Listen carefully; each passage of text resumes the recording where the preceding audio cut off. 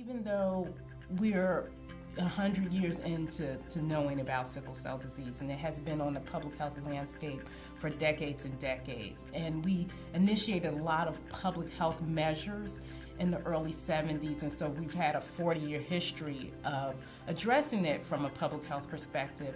It still is an area where there are rampant disparities. I would love to see in my big dream drug development.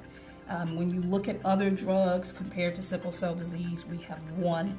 It was not intended for sickle cell disease before another disease. Treatment of sickle cell disease in terms of like a specific treatment that's going to directly impact the disease at its heart within the red blood cells is sort of limited to hydroxyurea. But we're really ever in search of the next step in terms of medication that could be added to hydroxyurea or substituted for hydroxyurea that can help people feel better on most days and keep the pain and the severe complications away. We need new medicines for acute crisis.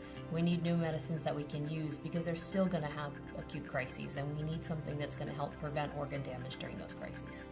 There isn't any medication that actually helps resolve the crisis, which I think is really important for parents and patients to understand.